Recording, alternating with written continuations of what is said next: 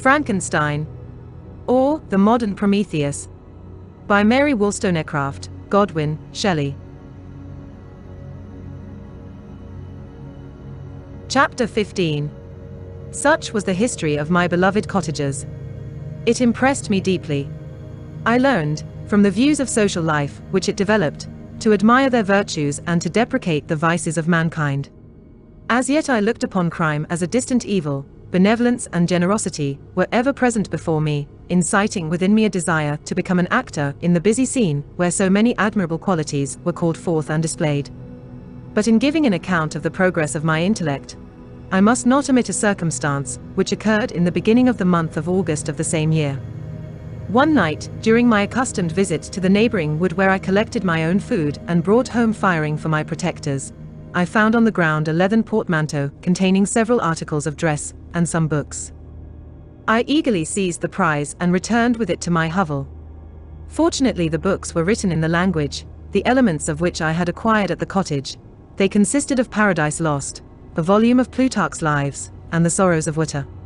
The possession of these treasures gave me extreme delight. I now continually studied and exercised my mind upon these histories, whilst my friends were employed in their ordinary occupations. I can hardly describe to you the effect of these books. They produced in me an infinity of new images and feelings, that sometimes raised me to ecstasy, but more frequently sunk me into the lowest dejection. In the Sorrows of Witter, besides the interest of its simple and affecting story, so many opinions are canvassed and so many lights thrown upon what had hitherto been to me obscure subjects, that I found in it a never-ending source of speculation and astonishment.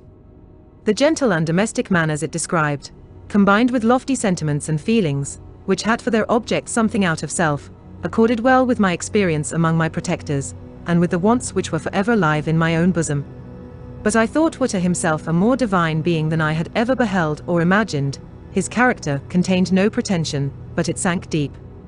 The disquisitions upon death and suicide were calculated to fill me with wonder. I did not pretend to enter into the merits of the case, yet I inclined towards the opinions of the hero, whose extinction I wept, without precisely understanding it. As I read, however, I applied much personally to my own feelings and condition. I found myself similar yet, at the same time strangely unlike to the beings concerning whom I read, and to whose conversation I was a listener. I sympathized with and partly understood them, but I was unformed in mind. I was dependent on none and related to none. The path of my departure was free, and there was none to lament my annihilation. My person was hideous and my stature gigantic. What did this mean?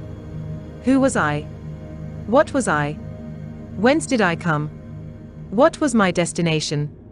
These questions continually recurred, but I was unable to solve them. The volume of Plutarch's Lives, which I possessed, contained the histories of the first founders of the ancient republics. This book had a far different effect upon me from the Sorrows of Witter. I learned from Witter's imaginations despondency and gloom, but Plutarch taught me high thoughts. He elevated me above the wretched sphere of my own reflections, to admire and love the heroes of past ages. Many things I read surpassed my understanding and experience. I had a very confused knowledge of kingdoms, wide extents of country, mighty rivers, and boundless seas. But I was perfectly unacquainted with towns and large assemblages of men. The cottage of my protectors had been the only school in which I had studied human nature, but this book developed new and mightier scenes of action. I read of men concerned in public affairs, governing or massacring their species. I felt the greatest ardor for virtue rise within me, and abhorrence for vice, as far as I understood the signification of those terms, relative as they were, as I applied them, to pleasure and pain alone. Induced by these feelings, I was of course led to admire peaceable lawgivers, Numa, Solon, and Lycurgus, in preference to Romulus and Theseus. The patriarchal lives of my protectors caused these impressions to take a firm hold on my mind.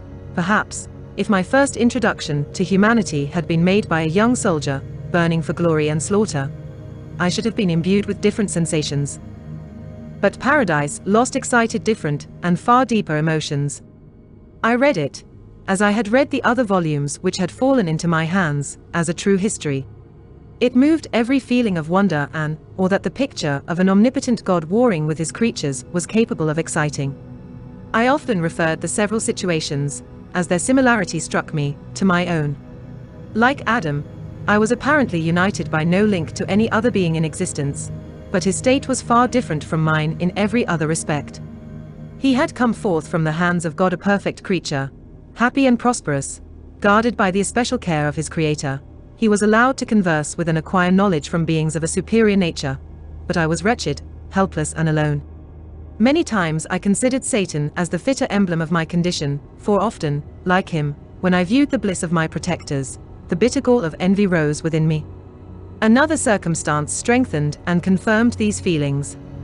Soon after my arrival in the hovel, I discovered some papers in the pocket of the dress, which I had taken from your laboratory. At first I had neglected them, but now that I was able to decipher the characters in which they were written, I began to study them with diligence. It was your journal of the 4 months that preceded my creation. You minutely described in these papers every step you took in the progress of your work. This history was mingled with accounts of domestic occurrences. You doubtless recollect these papers. Here they are. Everything is related in them which bears reference to my accursed origin. The whole detail of that series of disgusting circumstances which produced it is set in view.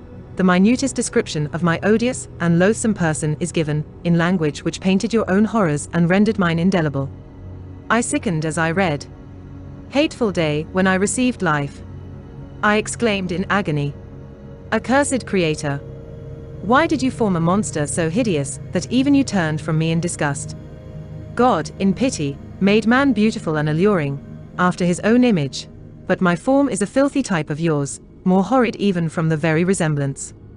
Satan had his companions, fellow devils, to admire and encourage him, but I am solitary and abhorred.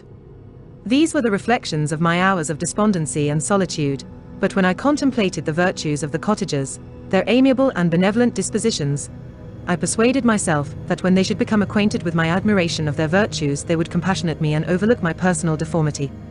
Could they turn from their door one, however monstrous, who solicited their compassion and friendship? I resolved, at least, not to despair, but in every way to fit myself for an interview with them which would decide my fate.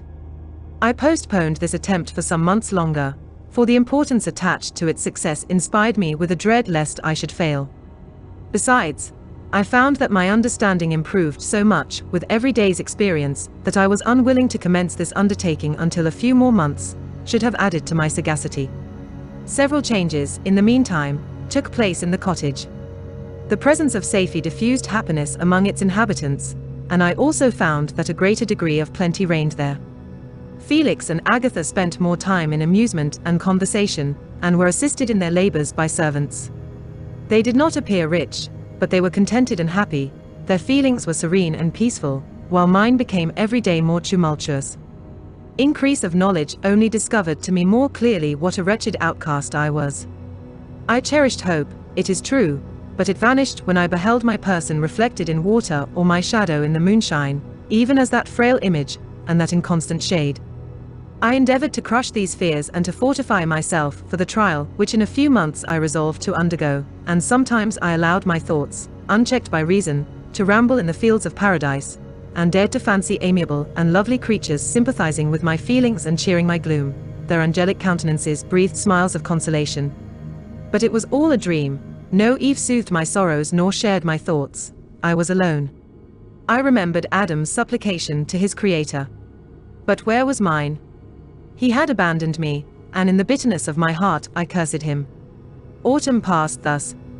I saw, with surprise and grief, the leaves decay and fall, and nature again assumed the barren and bleak appearance it had worn when I first beheld the woods and the lovely moon. Yet I did not heed the bleakness of the weather. I was better fitted by my conformation for the endurance of cold than heat. But my chief delights were the sight of the flowers, the birds, and all the gay apparel of summer. When those deserted me, I turned with more attention towards the cottagers. Their happiness was not decreased by the absence of summer.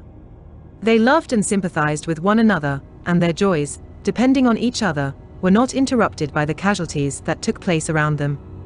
The more I saw of them, the greater became my desire to claim their protection and kindness. My heart yearned to be known and loved by these amiable creatures. To see their sweet looks directed towards me with affection was the utmost limit of my ambition. I dared not think that they would turn them from me with disdain and horror. The poor that stopped at their door were never driven away. I asked, "It is true, for greater treasures than a little food or rest. I required kindness and sympathy, but I did not believe myself utterly unworthy of it." The winter advanced, and an entire revolution of the seasons had taken place since I awoke into life.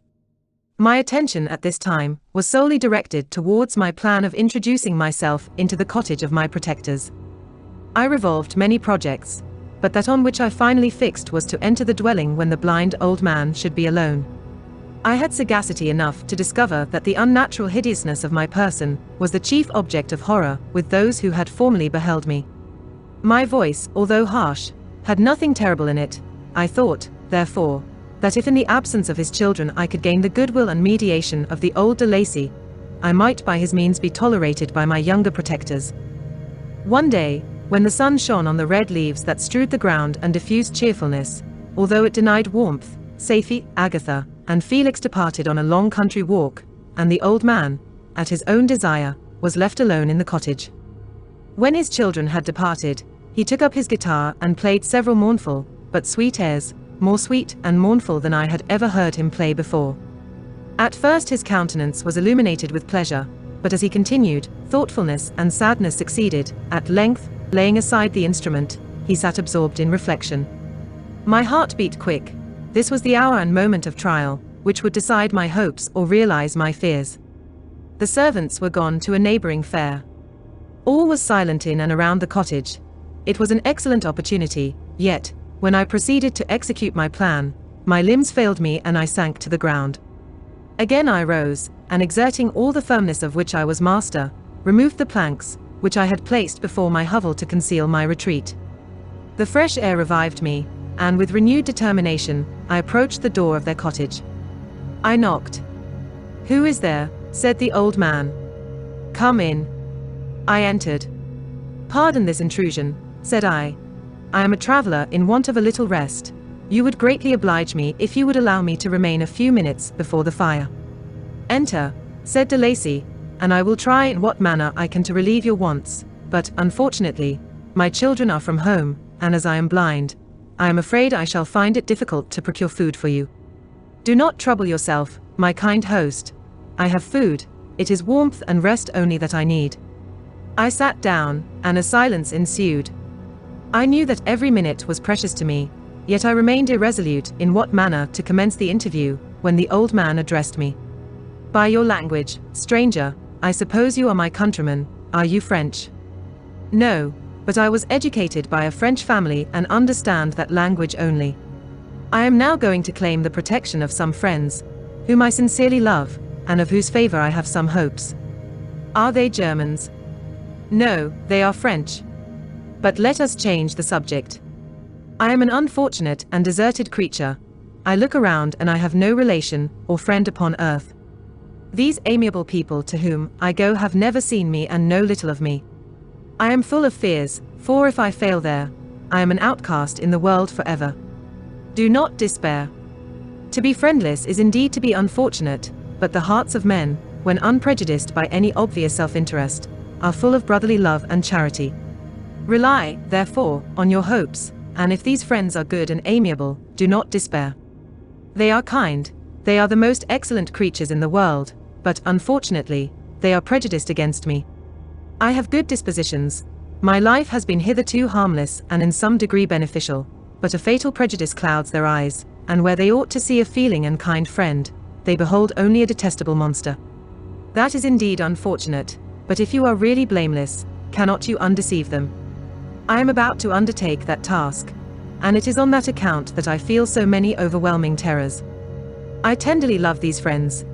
I have, unknown to them, been for many months in the habits of daily kindness towards them, but they believe that I wish to injure them, and it is that prejudice which I wish to overcome. Where do these friends reside? Near this spot.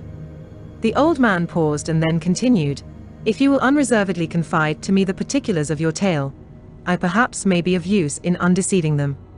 I am blind and cannot judge of your countenance, but there is something in your words which persuades me that you are sincere. I am poor and an exile, but it will afford me true pleasure to be in any way serviceable to a human creature." "Excellent man.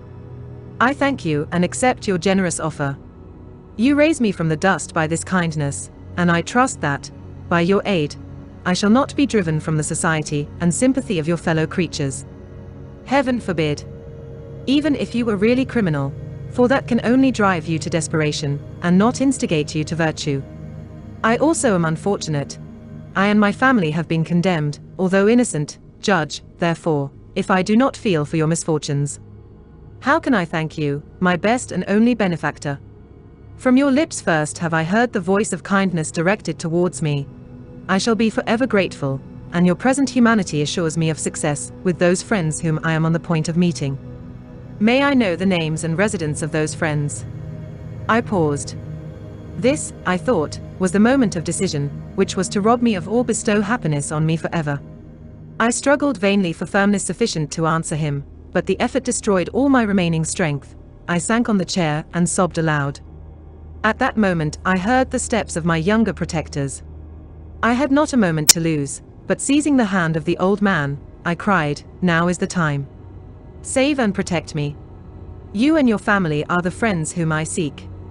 Do not you desert me in the hour of trial." "Great God!" exclaimed the old man. "Who are you?"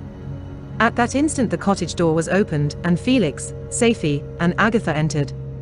Who can describe their horror and consternation on beholding me? Agatha fainted, and Safie, unable to attend to her friend, rushed out of the cottage. Felix darted forward, and with supernatural force tore me from his father, to whose knees I clung. In a transport of fury, he dashed me to the ground and struck me violently with a stick. I could have torn him limb from limb, as the lion rends the antelope.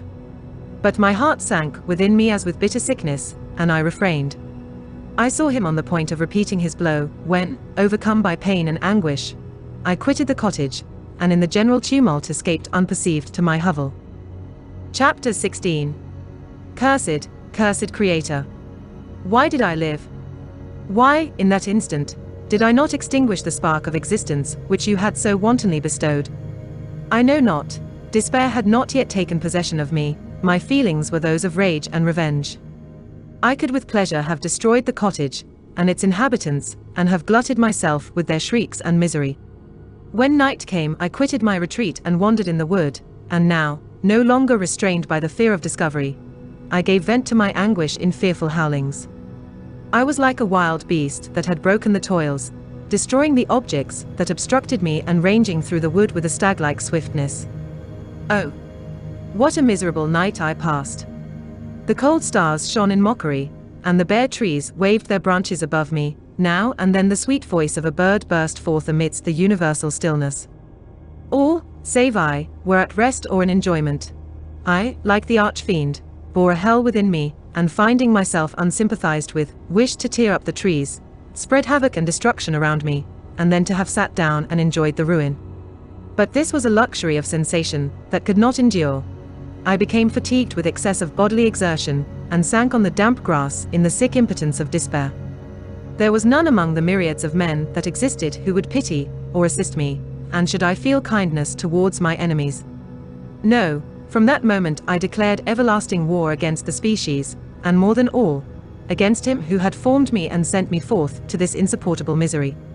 The sun rose. I heard the voices of men, and knew that it was impossible to return to my retreat during that day.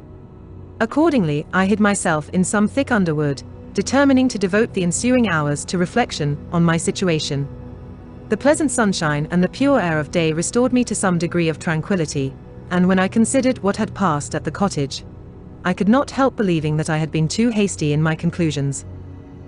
I had certainly acted imprudently. It was apparent that my conversation had interested the father in my behalf, and I was a fool in having exposed my person to the horror of his children. I ought to have familiarized the old Lacey to me, and by degrees to have discovered myself to the rest of his family, when they should have been prepared for my approach.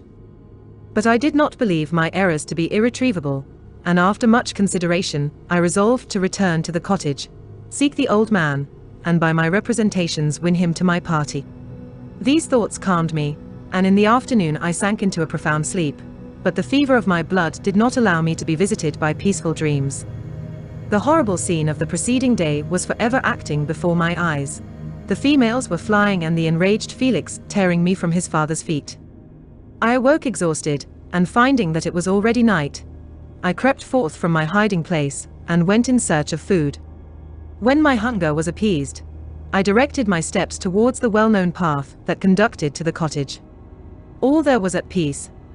I crept into my hovel and remained in silent expectation of the accustomed hour when the family arose. That hour passed, the sun mounted high in the heavens, but the cottagers did not appear. I trembled violently, apprehending some dreadful misfortune. The inside of the cottage was dark, and I heard no motion. I cannot describe the agony of this suspense. Presently 2 countrymen passed by, but pausing near the cottage, they entered into conversation, using violent gesticulations, but I did not understand what they said, as they spoke the language of the country, which differed from that of my protectors. Soon after, however, Felix approached with another man.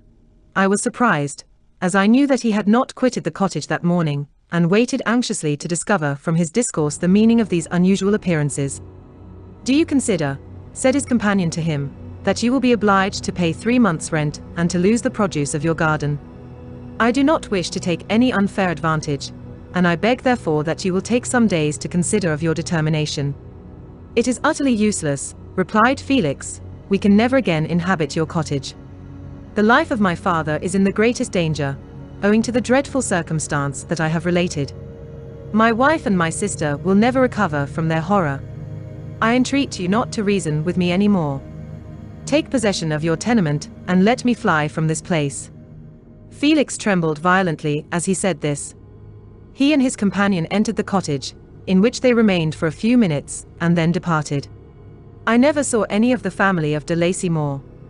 I continued for the remainder of the day in my hovel in a state of utter and stupid despair.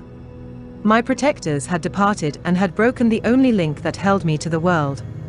For the first time the feelings of revenge and hatred filled my bosom, and I did not strive to control them, but allowing myself to be borne away by the stream, I bent my mind towards injury and death. When I thought of my friends, of the mild voice of de Lacey, the gentle eyes of Agatha, and the exquisite beauty of the Arabian, these thoughts vanished and a gush of tears somewhat soothed me. But again when I reflected that they had spurned and deserted me, anger returned, a rage of anger, and unable to injure anything human, I turned my fury towards inanimate objects. As night advanced, I placed a variety of combustibles around the cottage, and after having destroyed every vestige of cultivation in the garden, I waited with forced impatience until the moon had sunk to commence my operations. As the night advanced, a fierce wind arose from the woods and quickly dispersed the clouds that had loitered in the heavens. The blast tore along like a mighty avalanche, and produced a kind of insanity in my spirits that burst all bounds of reason and reflection. I lighted the dry branch of a tree and danced with fury around the devoted cottage, my eyes still fixed on the western horizon, the edge of which the moon nearly touched. A part of its orb was at length hid, and I waved my brand, it sank, and with a loud scream I fired the straw, and heath, and bushes, which I had collected. The wind fanned the fire, and the cottage was quickly enveloped by the flames, which clung to it and licked it with their forked and destroying tongues.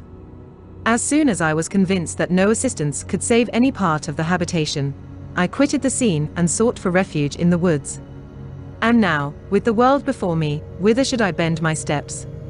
I resolved to fly far from the scene of my misfortunes, but to me, hated and despised, every country must be equally horrible. At length the thought of you crossed my mind. I learned from your papers that you were my father, my creator, and to whom could I apply with more fitness than to him who had given me life? Among the lessons that Felix had bestowed upon Safie, geography had not been omitted. I had learned from these the relative situations of the different countries of the earth.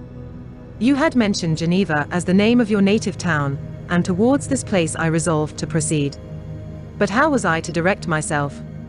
I knew that I must travel in a southwesterly direction to reach my destination, but the sun was my only guide.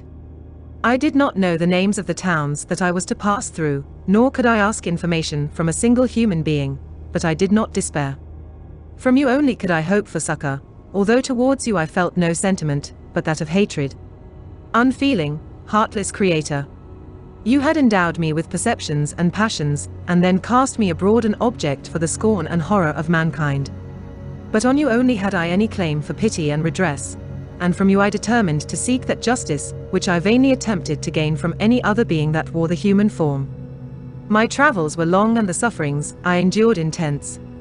It was late in autumn when I quitted the district where I had so long resided. I traveled only at night, fearful of encountering the visage of a human being. Nature decayed around me, and the sun became heatless. Rain and snow poured around me.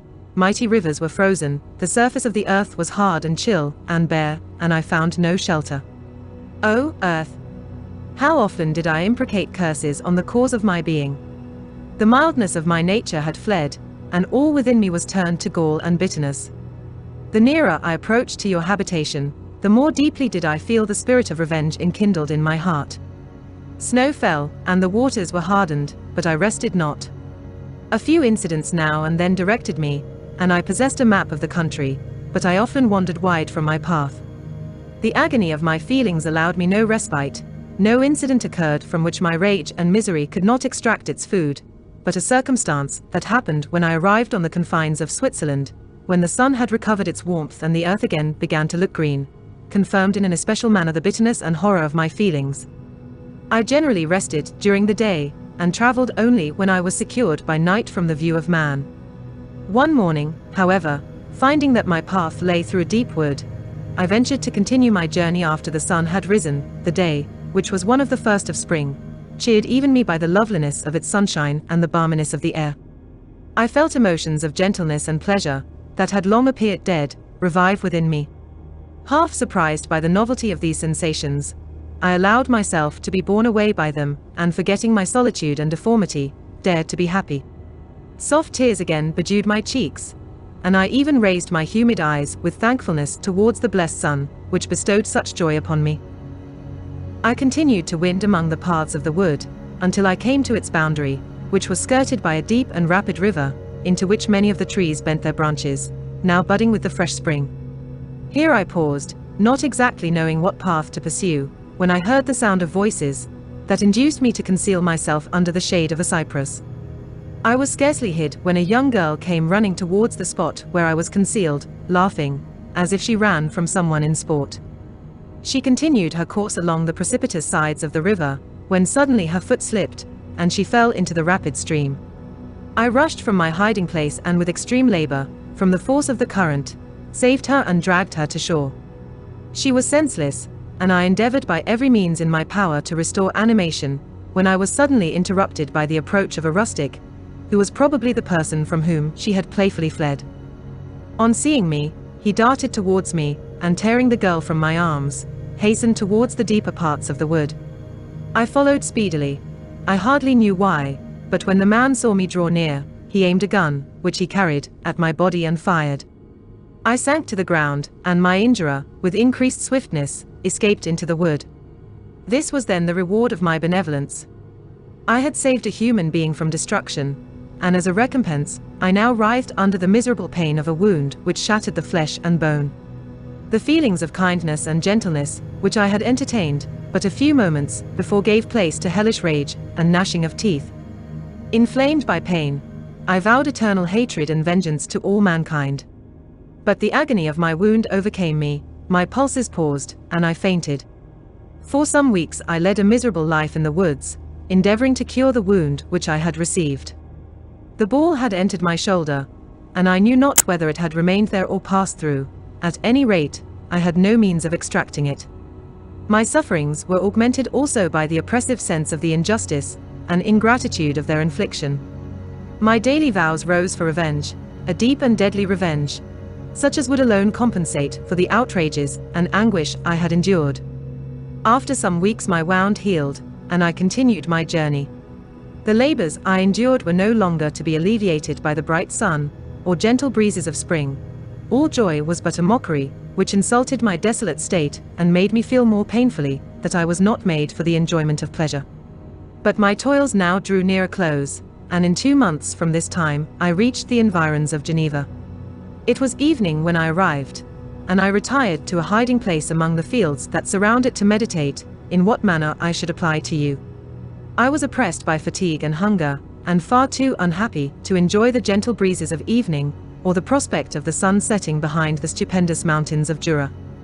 At this time a slight sleep relieved me from the pain of reflection, which was disturbed by the approach of a beautiful child, who came running into the recess I had chosen, with all the sportiveness of infancy. Suddenly, as I gazed on him, an idea seized me that this little creature was unprejudiced, and had lived too short a time to have imbibed a horror of deformity. If, therefore, I could seize him and educate him as my companion and friend, I should not be so desolate in this peopled earth. Urged by this impulse, I seized on the boy as he passed and drew him towards me. As soon as he beheld my form, he placed his hands before his eyes and uttered a shrill scream. I drew his hand forcibly from his face and said, "Child, what is the meaning of this? I do not intend to hurt you, listen to me." He struggled violently. "Let me go," he cried, "monster! Ugly wretch!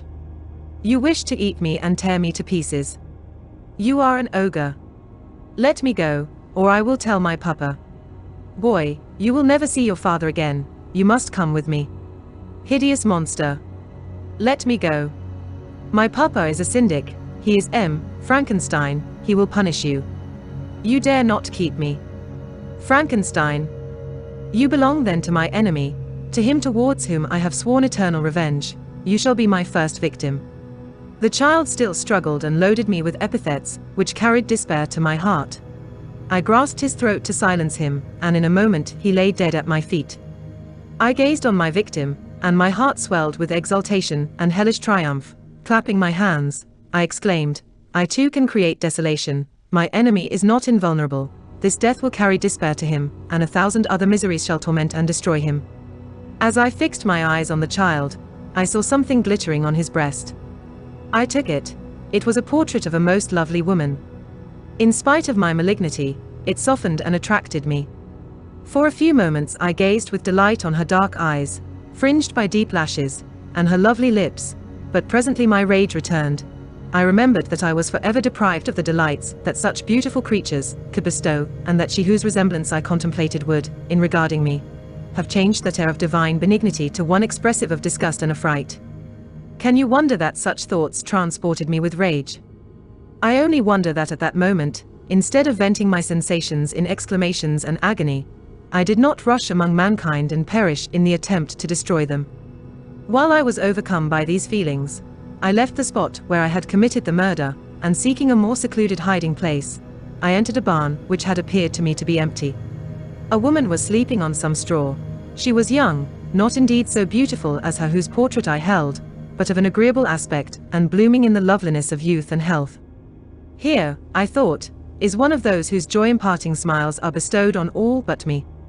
And then I bent over her and whispered, "Awake, fairest, thy lover is near, he who would give his life, but to obtain one look of affection from thine eyes, my beloved, awake." The sleeper stirred, a thrill of terror ran through me. Should she indeed awake, and see me, and curse me, and denounce the murderer? Thus would she assuredly act if her darkened eyes opened and she beheld me. The thought was madness, it stirred the fiend within me, not I, but she shall suffer. The murder I have committed, because I am forever robbed of all that she could give me, she shall atone. The crime had its source in her, be hers the punishment. Thanks to the lessons of Felix and the sanguinary laws of man, I had learned now to work mischief. I bent over her and placed the portrait securely in one of the folds of her dress. She moved again, and I fled. For some days I haunted the spot where these scenes had taken place, sometimes wishing to see you, sometimes resolved to quit the world and its miseries forever. At length I wandered towards these mountains, and have ranged through their immense recesses, consumed by a burning passion which you alone can gratify. We may not part until you have promised to comply with my requisition. I am alone and miserable, man will not associate with me, but one as deformed and horrible as myself would not deny herself to me. My companion must be of the same species and have the same defects. This being you must create. Chapter 17. The being finished speaking and fixed his looks upon me in the expectation of a reply. But I was bewildered, perplexed, and unable to arrange my ideas sufficiently to understand the full extent of his proposition. He continued, "You must create a female for me with whom I can live in the interchange of those sympathies necessary for my being. This you alone can do, and I demand it of you as a right which you must not refuse to concede. The latter part of his tale had kindled anew in me the anger that had died away while he narrated his peaceful life among the cottagers, and as he said this I could no longer suppress the rage that burned within me. "I do refuse it," I replied, "and no torture shall ever extort a consent from me. You may render me the most miserable of men, but you shall never make me base in my own eyes. Shall I create another like yourself, whose joint wickedness might desolate the world? Begone. I have answered you, you may torture me, but I will never consent." "You are in the wrong," replied the fiend, "and instead of threatening, I am content to reason with you. I am malicious because I am miserable. Am I not shunned and hated by all mankind? You, my creator, would tear me to pieces and triumph. Remember that, and tell me why I should pity man more than he pities me. You would not call it murder, if you could precipitate me into one of those ice rifts, and destroy my frame, the work of your own hands. Shall I respect man, when he condemns me? Let him live with me in the interchange of kindness, and instead of injury, I would bestow every benefit upon him with tears of gratitude at his acceptance. But that cannot be. The human senses are insurmountable barriers to our union. Yet mine shall not be the submission of abject slavery. I will revenge my injuries. If I cannot inspire love, I will cause fear, and chiefly towards you my archenemy, because my creator, do I swear inextinguishable hatred. Have a care. I will work at your destruction, nor finish until I desolate your heart, so that you shall curse the hour of your birth." A fiendish rage animated him as he said this. His face was wrinkled into contortions too horrible for human eyes to behold, but presently he calmed himself and proceeded. "I intended to reason. This passion is detrimental to me, for you do not reflect that you are the cause of its excess. If any being felt emotions of benevolence towards me, I should return them 100 and 100-fold. For that one creature's sake I would make peace with the whole kind. But I now indulge in dreams of bliss that cannot be realized. What I ask of you is reasonable and moderate. I demand a creature of another sex, but as hideous as myself. The gratification is small, but it is all that I can receive, and it shall content me. It is true, we shall be monsters, cut off from all the world, but on that account we shall be more attached to one another. Our lives will not be happy, but they will be harmless and free from the misery I now feel. Oh, my creator, make me happy. Let me feel gratitude towards you for one benefit. Let me see that I excite the sympathy of some existing thing. Do not deny me my request." I was moved. I shuddered when I thought of the possible consequences of my consent, but I felt that there was some justice in his argument. His tale and the feelings he now expressed proved him to be a creature of fine sensations, and did I not as his maker owe him all the portion of happiness that it was in my power to bestow? He saw my change of feeling and continued, "If you consent, neither you nor any other human being shall ever see us again. I will go to the vast wilds of South America. My food is not that of man. I do not destroy the lamb and the kid to glut my appetite. Acorns and berries afford me sufficient nourishment. My companion will be of the same nature as myself, and will be content with the same fare. We shall make our bed of dried leaves. The sun will shine on us as on man, and will ripen our food. The picture I present to you is peaceful and human, and you must feel that you could deny it only in the wantonness of power and cruelty. Pitiless as you have been towards me, I now see compassion in your eyes. Let me seize the favorable moment and persuade you to promise what I so ardently desire." "You propose," replied I, "to fly from the habitations of man, to dwell in those wilds where the beasts of the field will be your only companions. How can you, who long for the love and sympathy of man, persevere in this exile? You will return and again seek their kindness, and you will meet with their detestation. Your evil passions will be renewed, and you will then have a companion to aid you in the task of destruction. This may not be. Cease to argue the point, for I cannot consent. How inconstant are your feelings! But a moment ago, you were moved by my representations, and why do you again harden yourself to my complaints? I swear to you, by the earth which I inhabit, and by you that made me, that with the companion you bestow, I will quit the neighborhood of man and dwell, as it may chance, in the most savage of places. My evil passions will have fled, for I shall meet with sympathy. My life will flow quietly away, and in my dying moments I shall not curse my Maker." His words had a strange effect upon me. I compassionated him and sometimes felt a wish to console him, But when I looked upon him, when I saw the filthy mass that moved and talked, my heart sickened and my feelings were altered to those of horror and hatred. I tried to stifle these sensations. I thought that as I could not sympathize with him, I had no right to withhold from him the small portion of happiness which was yet in my power to bestow. You swear, I said, to be harmless, but have you not already shown a degree of malice that should reasonably make me distrust you? May not even this be a feint that will increase your triumph by affording a wider scope for your revenge? How is this? I must not be trifled with, and I demand an answer. If I have no ties and no affections, hatred and vice must be my portion. The love of another will destroy the cause of my crimes, and I shall become a thing of whose existence everyone will be ignorant. My vices are the children of a forced solitude that I abhor, and my virtues will necessarily arise when I live in communion with an equal. I shall feel the affections of a sensitive being and become linked to the chain of existence and events from which I am now excluded. I paused some time to reflect on all he had related and the various arguments which he had employed. I thought of the promise of virtues, which he had displayed on the opening of his existence, and the subsequent blight of all kindly feeling by the loathing and scorn which his protectors had manifested towards him. His power and threats were not omitted in my calculations. A creature who could exist in the ice caves of the glacier, and hide himself from pursuit among the ridges of inaccessible precipices, was a being possessing faculties it would be vain to cope with. After a long pause of reflection, I concluded that the justice due both to him and my fellow creatures demanded of me that I should comply with his request. Turning to him, therefore, I said, I consent to your demand, on your solemn oath to quit Europe forever, and every other place in the neighborhood of man, as soon as I shall deliver into your hands a female who will accompany you in your exile. I swear, he cried, by the sun, and by the blue sky of heaven, and by the fire of love that burns my heart, that if you grant my prayer, while they exist you shall never behold me again. Depart to your home and commence your labors. I shall watch their progress with unutterable anxiety, and fear not, but that when you are ready I shall appear. Saying this, he suddenly quitted me, fearful, perhaps, of any change in my sentiments. I saw him descend the mountain with greater speed than the flight of an eagle, and quickly lost among the undulations of the sea of ice.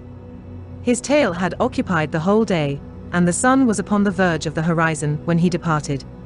I knew that I ought to hasten my descent towards the valley, as I should soon be encompassed in darkness, but my heart was heavy and my steps slow. The labor of winding among the little paths of the mountain, and fixing my feet firmly as I advanced perplexed me, occupied as I was by the emotions which the occurrences of the day had produced. Night was far advanced when I came to the halfway resting place, and seated myself beside the fountain.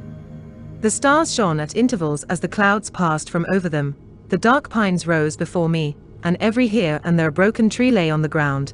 It was a scene of wonderful solemnity, and stirred strange thoughts within me. I wept bitterly, and clasping my hands in agony, I exclaimed, "Oh! Stars and clouds and winds, ye are all about to mock me. If ye really pity me, crush sensation and memory, let me become as naught, but if not, depart, depart, and leave me in darkness." These were wild and miserable thoughts, but I cannot describe to you how the eternal twinkling of the stars weighed upon me, and how I listened to every blast of wind, as if it were a dull ugly siroc on its way to consume me. Morning dawned before I arrived at the village of Chamonix. I took no rest, but returned immediately to Geneva. Even in my own heart, I could give no expression to my sensations. They weighed on me with a mountain's weight, and their excess destroyed my agony beneath them. Thus I returned home, and entering the house, presented myself to the family. My haggard and wild appearance awoke intense alarm, but I answered no question, scarcely did I speak. I felt as if I were placed under a ban, as if I had no right to claim their sympathies, as if never more might I enjoy companionship with them. Yet even thus I loved them to adoration, and to save them, I resolved to dedicate myself to my most abhorred task.